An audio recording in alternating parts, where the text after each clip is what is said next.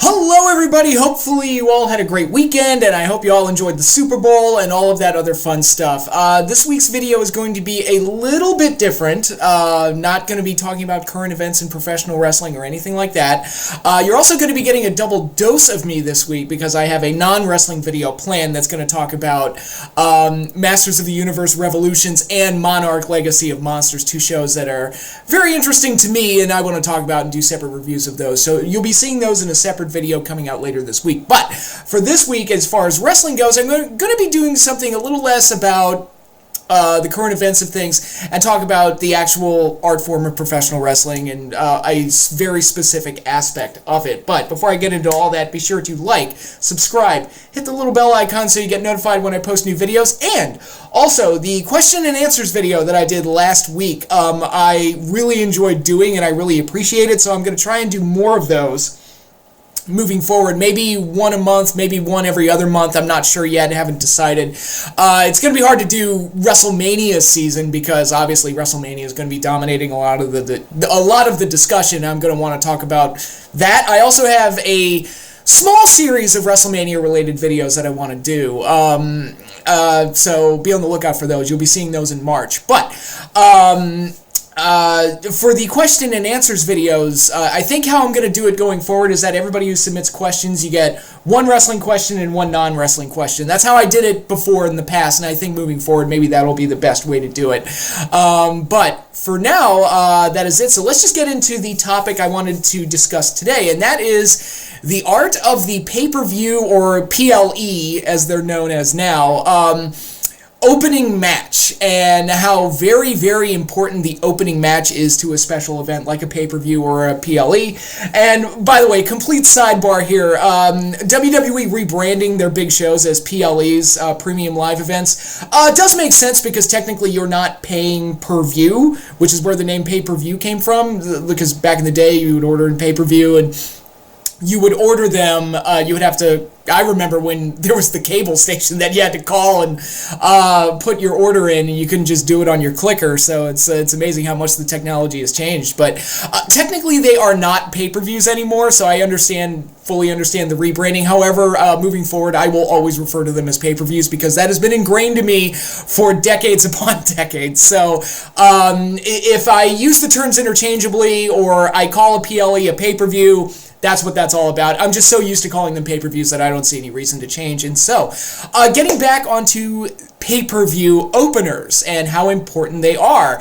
I would say in most cases, like a pay-per-view event should have at least one, maybe two, maybe three for a big event like a SummerSlam or a WrestleMania, but should have like that small number of key marquee attractions that the audience is there to see, whether it's a big main event, big world title match, or something, an important spectacle like the Royal Rumble, which sets up the whole storyline direction for WrestleMania season. A pay-per-view should have like one or two, maybe three, like big killer attractions that the paying audience is going to want to go out of their way to see.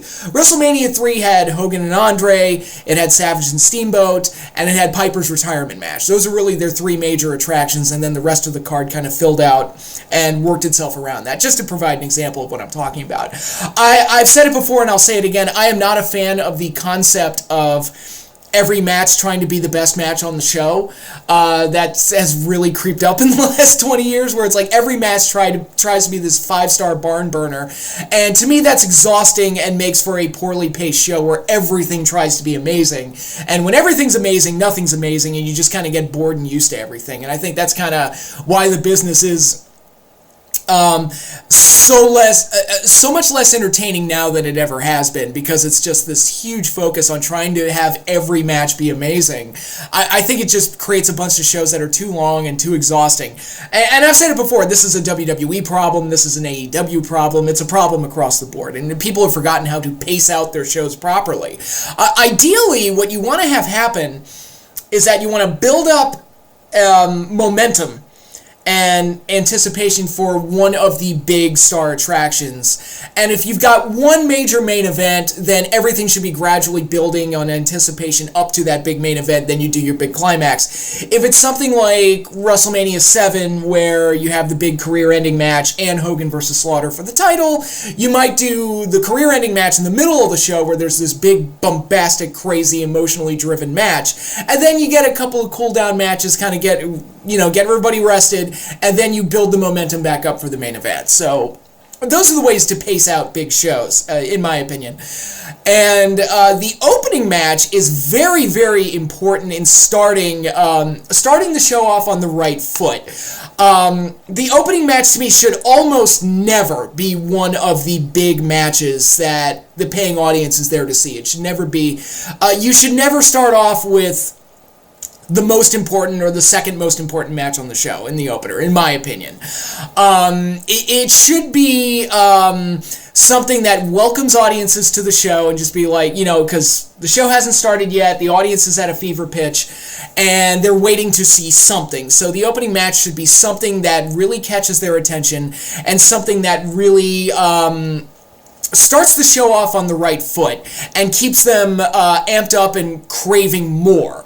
Now, I can think of a recent example from WWE where they started off with a match that I felt was the best match on the show, and that was Payback 2023. And I had to look this up because I remembered the opening match of the show and literally nothing else. And this was back in September. So it's like the fact that I've already completely forgotten about this pay-per-view, except for the opening match, is very telling and kind of highlights what I'm talking about here. But that show opened up with Becky Lynch versus Trish Stratus in the steel cage match, which was the culmination of their feud that had been going on for months and months and months and months, going all the way back to post-WrestleMania. So really a lot of build-up went into this match, and it was great. It was a fantastic match, one of the better matches of the year, I said when I did my end of the year video.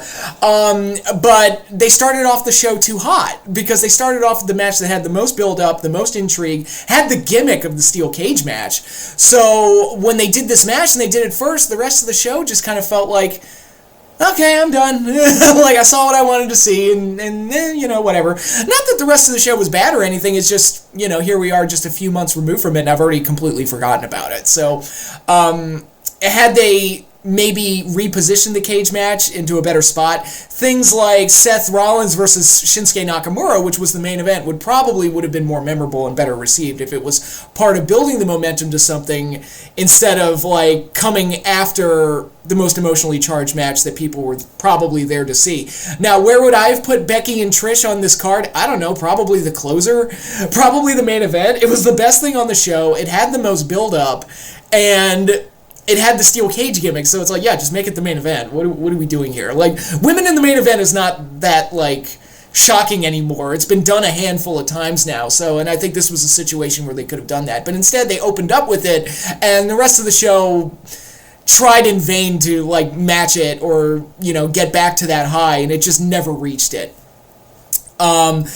And I was also thinking of another one. WrestleMania 33 was probably another example where they opened up with AJ Styles and Shane McMahon, who had this wild back-and-forth athletic match that immediately impacted the match that came afterwards, which was Chris Jericho and Kevin Owens for the U.S. title, which was I think the best built-up match on that card, but they had to follow this really, really super, super hot opener, and I think they struggled to do that a little bit. Now, I don't think that Jericho and Owens was one of the worst matches in WrestleMania history, like Vince McMahon said it was, but it was lesser than what it should have been. And honestly, if I were rearranging the matches a little bit, I probably would have opened up with one of the multi-women title matches that were on that card, which is like, all right, you're starting off with the title match. It's got some bodies in there, so you'll get some action out of it, and you could do something, simple and fun that'll pop the crowd, get the show off on the right foot, and then move on to Jericho and Owens, and then eventually get to AJ and Shane. That's what I would have done. If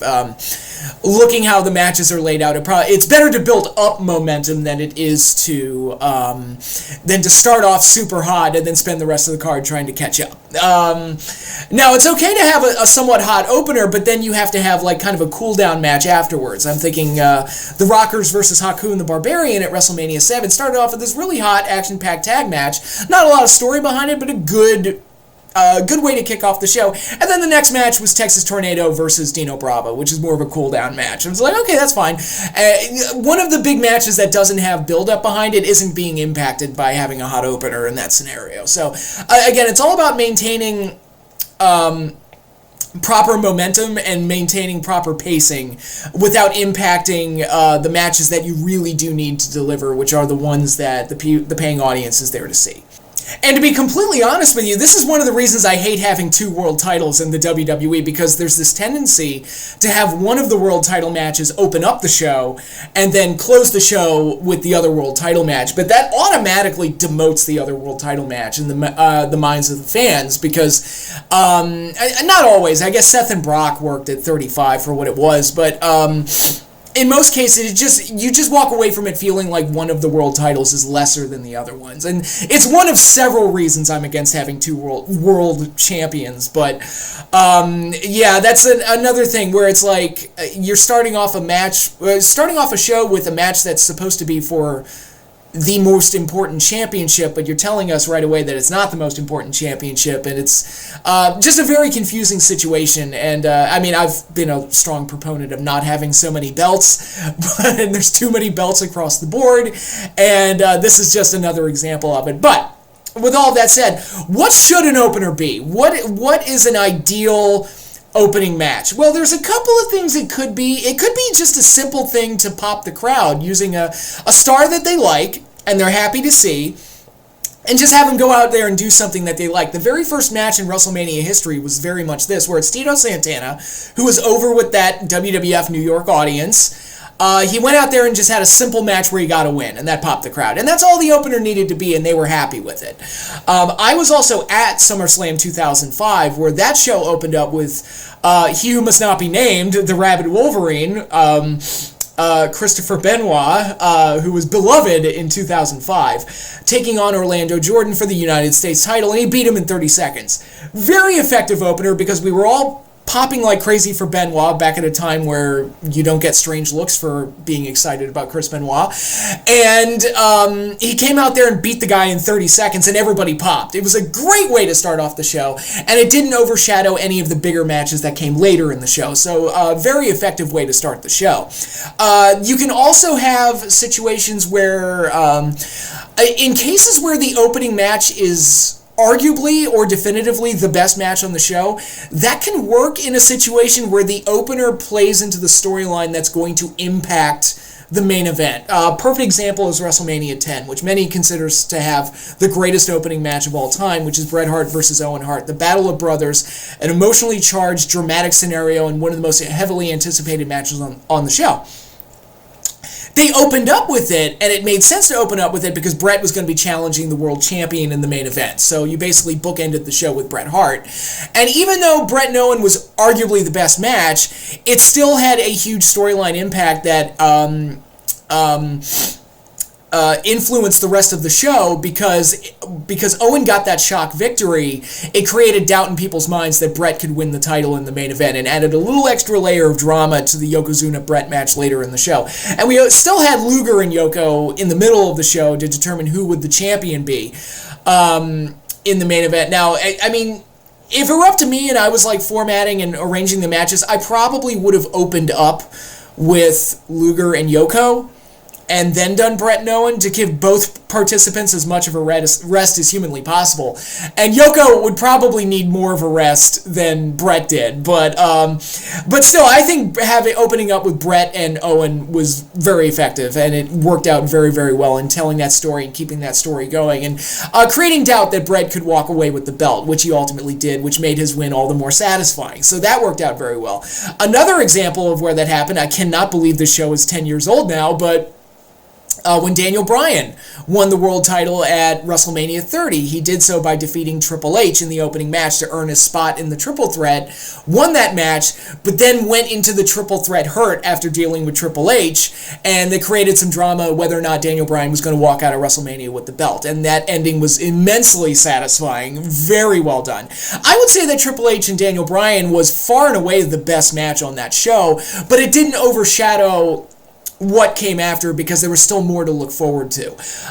With Daniel Bryan winning the title, with Bret Hart winning the title at WrestleMania 10, and there was something else in the middle of the show to kind of keep people invested. Like in WrestleMania 10's case, it was the ladder match, which was in the minds of many, the best match on WrestleMania 10. I agree with that sentiment. So it didn't overshadow the ladder match.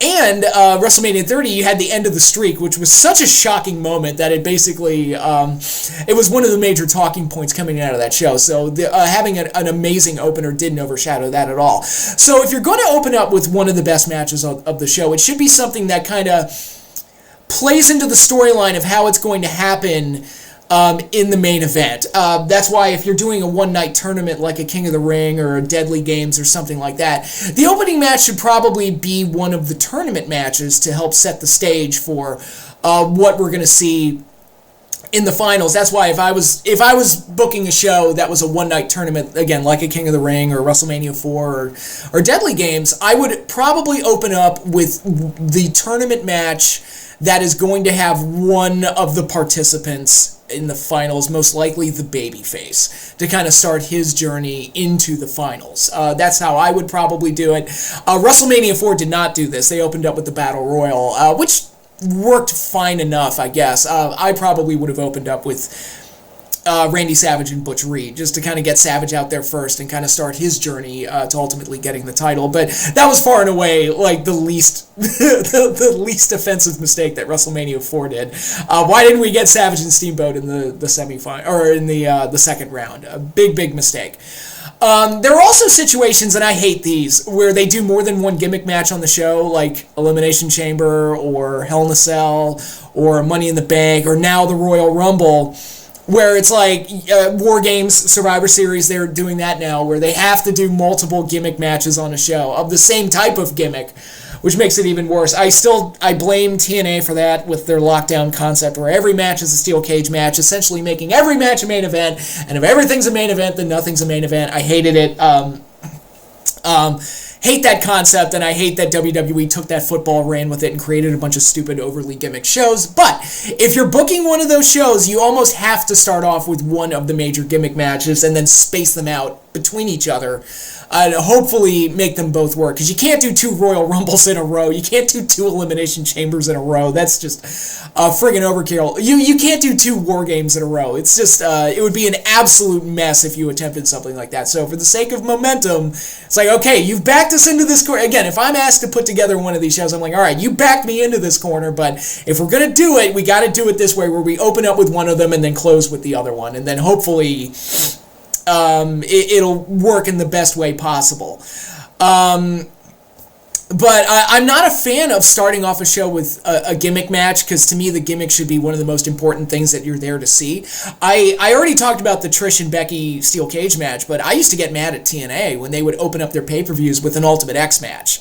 Because it's like, that should be one of your big matches that you protect, and there should be a lot of story and build behind that. And it got to a point where Ultimate X was just an excuse to cram bodies on the show and have people fly around. And it really devalued the meaning of Ultimate X as a gimmick, when that should be like their Hell in a Cell or something, or their ladder match. But then, you look across the business, the ladder match in Hell in a Cell's been devalued over time, so what do I know? They also used to do like the Steel Asylum, where they'd cram like 15 X Division guys in there, and they have this big friggin' cage around the ring. And I'm just looking at this like, this is your opening match? It was just a free-for-all bouncy bounce fest inside of like this big steel structure. And I'm like, wouldn't it make more sense to have like, I don't know, 2 guys in one of this, or maybe 4, no more than 4, and have like a storyline driven reason for them to be inside of the steel cage and to make it one of the star attractions of the show? Why is it opening up the pay-per-view?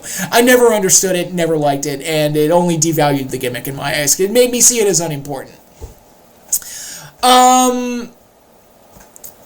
And you also have situations, I talked about Chris Benoit and Orlando Jordan in the 30-second U.S. title match. That was a great example of, like, it doesn't have to be a crazy match, but it can be something to simply pop the crowd. Another situation where I thought that worked was at WrestleMania 35. I kind of alluded to this earlier. When Seth and Lesnar went out there impromptu and started off the show in like a, oh, we're changing the script kind of way, and we're doing this, and kind of like adding that extra layer of excitement to things. And it made Seth's win feel like a big deal because it was like this unexpected pop that took place at the very beginning of the show. So that worked. But all of that said, I think what I've just explained here are all like the situations that make up like the exceptions to the rule, and like how to handle certain situations, like a pay-per-view sold on a gimmick, or if you've got this big idea for a big angle that could pop the crowd at the beginning, you could start off with that. But or if you have a big match that plays into the main event storyline, then yes, you can open up with that one. But in most cases, what I feel like an opening match should be a action-packed match, one that's centered on action. It should have little to no story, so not a lot. It can have some build-up, but not a lot. Not like, again, it shouldn't be one of the star attractions on the show. If it's a title match, it should be one of the lower-tier titles, like a European title or a television title or something like that. Yeah, you know, when I think back at the pay-per-views of old, like, when I was a kid, like, it was almost a guarantee that a pay-per-view was going to open up with a tag team match, probably from the Rockers. The Rockers were very effective at opening up pay-per-views because they could provide the audience with a nice, fast-paced, action-packed match. And I'm going to use some of their matches as examples for openers that worked, but the Rockers could always effectively open up a pay-per-view and always got the show off on the right foot. WCW, a lot of their pay-per-views, so many of their pay-per-views opened up with cruiserweight matches, and not necessarily the story-driven ones. They would have like a contenders match. You know, Rey Mysterio working with Ultimo Dragon or something like that could open up a card. And if it was a title match, it would be on like a situation where they have a couple of other big matches down the road that could make serve as the star attractions that people are there to see, but then start things off right with a really hot cruiserweight title match. So yeah, it's this weird balancing act where it's like it should be an action-packed match in most cases, but not so good that it overshadows everything else that comes after it. Because if you go out there and have this 5-star match to open up the show and nothing else can live up to it, then you've probably exhausted the audience, and now you're putting all the remaining performers on the back foot, trying to live up to this major barn burner that just opened up the show. And like I said, that's not always the best way to go about it. Again, I'm not a big fan, and I said it at the beginning, I'll say it again, I am not a big fan of trying to have every match steal the show, but I think the opening match should be a solid enough match that gets the show off on the right foot. And it's like I said, it's possible to start off too good, like I talked about with Becky and Trish, but and in that case, the match should have been the main event anyway. But if you can go out there and have a really solid tag match to get the crowd going and get the show off on the right foot, then that's a win. And as long as it doesn't overshadow any of the star attractions, that's an even bigger win, because now it's like you've established momentum and you've got the rising action, and now you can build properly to your climactic matches and keep the pace of the show, the momentum of the show moving upwards, rather than starting off on a massive climactic high and then trying to play catch-up for the remainder of the show. So what are some examples of bad openers? I've got two that I want to talk about, both of them from WrestleMania. Two of the worst openers in WrestleMania history, in my opinion. One of them came at a very early WrestleMania 2, and that's Paul Orndorff versus Don Morocco. Now, on paper, this is actually a fine opener because you've got Paul Orndorff, who's main evented the previous WrestleMania, had been aligned with Hulk Hogan following that WrestleMania, and was being set up to eventually challenge Hulk Hogan and have the hottest run of his career. But Orndorff was a name, and Morocco was an Intercontinental title level guy and a good solid worker in his own right. Both of them very solid workers. And I look at those two and I think, okay, they're going to have a nice hard-hitting match, and this could be a great opener to WrestleMania 2. Not a lot on the line, not a lot of story, but two talents that are easily respectable, and you expect them to have a really good match with each other. And the thing ended after a few minutes when they both fell outside the ring, and it ended in a double countout. This was a baffling match to open up with, and I still don't know why they opened up with this, but to get this quick match that went nowhere, was ultimately pointless, and did nothing for either guy, because Orndorff was going to be working with Hogan, so it didn't do him any good to not win this match.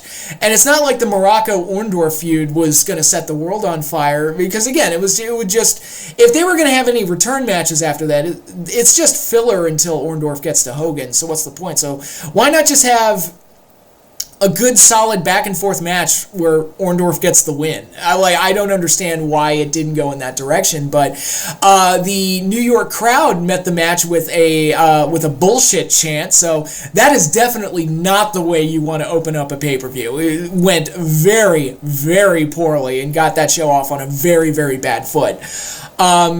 And another example I want to look at is WrestleMania 26, which is not a bad WrestleMania by any means. I mean, there are certainly much worse WrestleManias, but that show opened up with a tag title match of Big Show and Miz taking on John Morrison and R-Truth, which could have been a good solid tag match, but for whatever reason it only went like 3 minutes, and the team of Show Miz got the quick win, and it didn't really do anything for anybody, and it just kind of felt pointless and felt like a waste of a bunch of talented individuals that were in this match, wasting potential storylines, what with Miz and Morrison being former partners and things of that nature. So it was a very confusing way to start the show and a very uneventful way to start the show. So it's like, all right, WrestleMania is starting. We've gone through the opening ceremonies. We are ready to rock and roll and have a big party. And instead of opening with this rock and tag match, you get like kind of this wet fart to open up the show. And it's like, oh, okay. I mean, that's one way to do it. So yeah, that one was both examples actually are just perfect examples of completely wasting your talents, who are perfectly capable of having a nice solid opening match to get the show off on the right foot. So I'll never understand the decisions that went into those. I imagine in WrestleMania 26's case, some of the matches were probably going a little long, or there was a lot of the time allotted for the bigger matches probably went a little long. Brett and Vince was probably way longer than it should have been, and when they were mapping all this out, they just kind of realized that they needed to take a few minutes from somewhere, and they took it from the tag match. So it is what it is.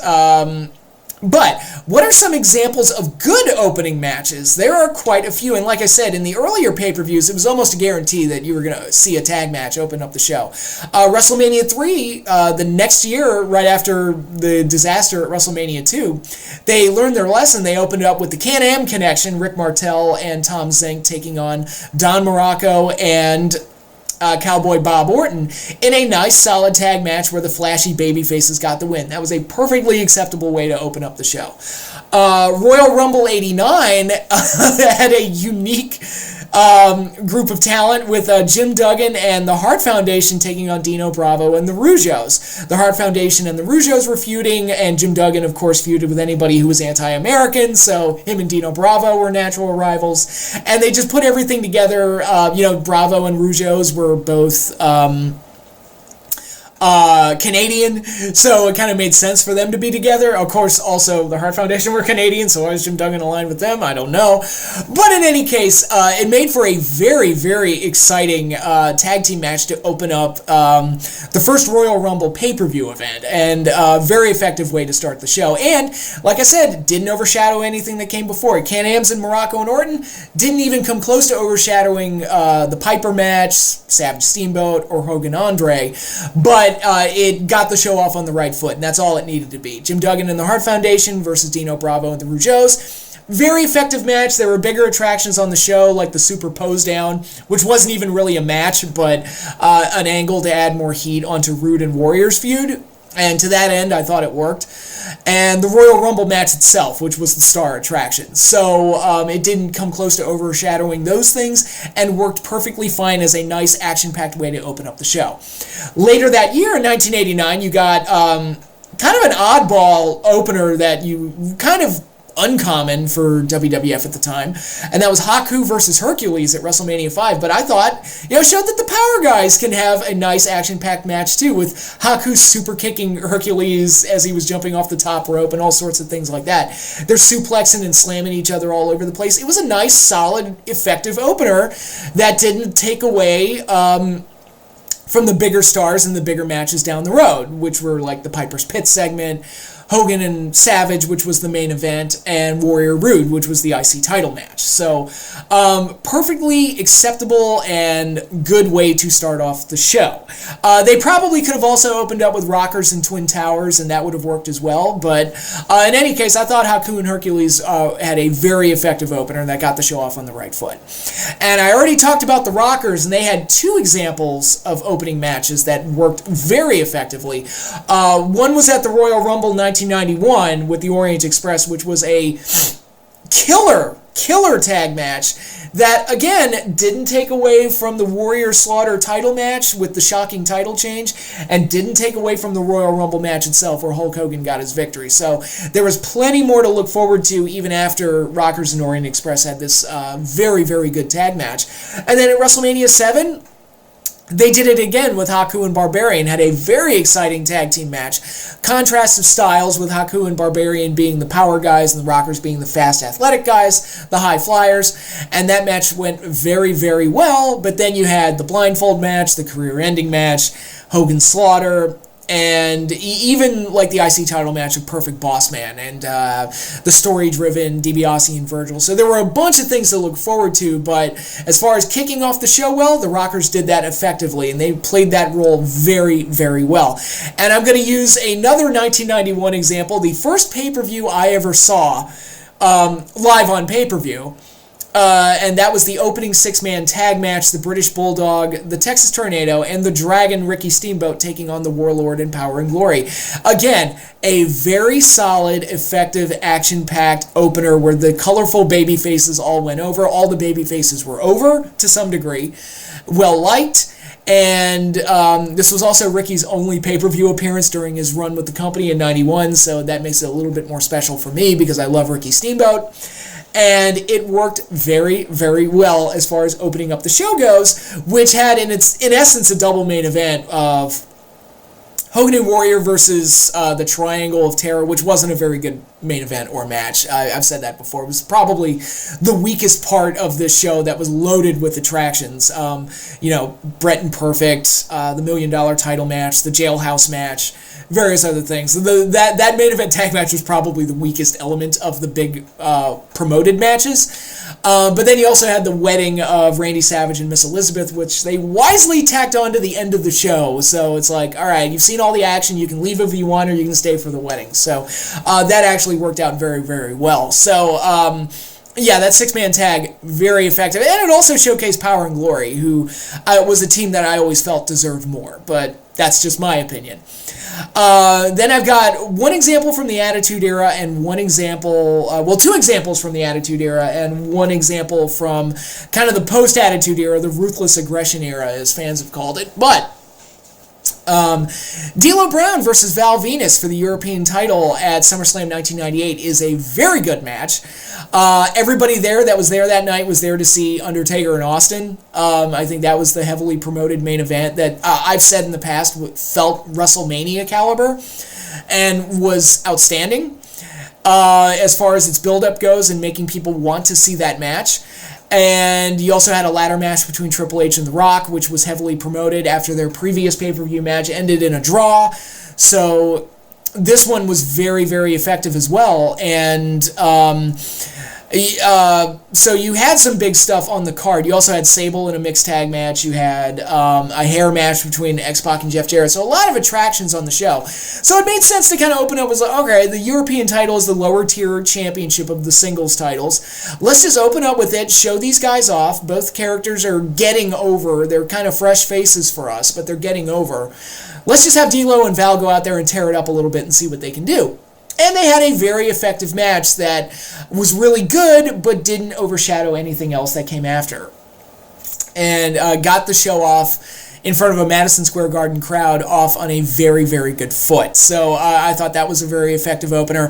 I also thought the 6-person intergender tag at Fully Loaded 2000 was a very effective opener because it was the Hardy Boys doing what the Hardy Boys do, teaming with Lita, taking on Test and Albert and Trish Stratus in a match that you can have triple teams and double teams where the men and the women are all doing spots together and everything, and it made for a very fun opener on a show that had a triple main event.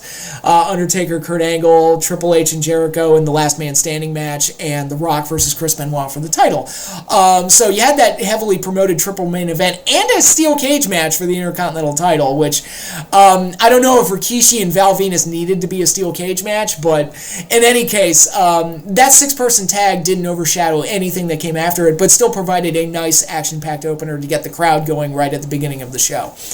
And the last example I'm going to talk about is SummerSlam 2002. Kurt Angle versus Rey Mysterio. A bit of a, I don't know if I'd call it a dream match, but it was a match I don't think a lot of people expected to ever see, because Rey Mysterio up to that point was a true blue WCW guy and an icon of WCW. And here he is, he comes to the WWE, and he's working with Kurt Angle, his first pay-per-view in. And it made for an amazing clash of styles and a great action-packed match that worked very well as an opener, and excellent stuff on a card that was loaded with attractions. You had the pay-per-view return of Shawn Michaels. There was no way that this match was going to overshadow that. And the young upstart Brock Lesnar taking on The Rock in the main event, which was a very intriguing main event all of its own. So you had big stuff to look forward to, but you also had this very effective opening match that showcased what Angle and Mysterio were really capable of as workers. So again, a very, very effective opener in that regard. So hopefully using those examples, I've kind of highlighted what like the ideal opener should be. Like if it's not a tournament, if it's not a gimmick pay-per-view, and if you don't have a situation where one of the matches on the show plays into the storyline of the main event, these are the type of matches that you should be having opening up pay-per-views, which are good but not too good, action heavy, not a lot of story, just good fun stuff to get the crowd excited, get the show off on the right foot, and excite everybody and welcome us to the show and be like, all right, that was good, now we've got all this other great stuff to look forward to, here we go. So really the opener is very important in setting the tone and also establishing the momentum, because you start off good and then it's time to start building up to that one of the major attractions and getting up to that bigger climax, and making the show feel more like kind of the peak that's going upwards and upwards and upwards and getting to that peak. And then if you have a huge climax in the middle, then going back down and then climbing right back up to get ready for the main event. I don't think that trying to have every match, including the opener, try to be this amazing match. It's one of the reasons I'm not a fan of like the multi-person ladder matches that start shows. I've talked about it with the Ultimate X and the X Division matches that TNA does, but like the Money in the Bank ladder matches that they did all the time at WrestleMania kind of bugged me, because it was just like this giant car wreck of a match that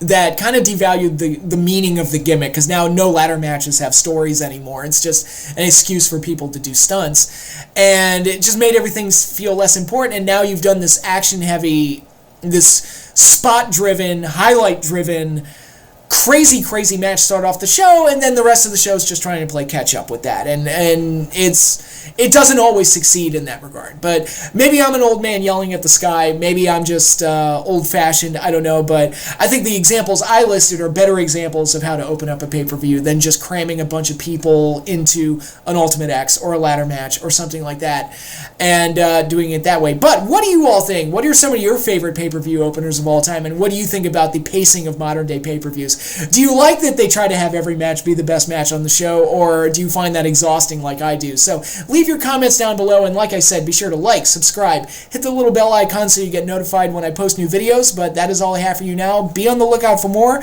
and I will see you later.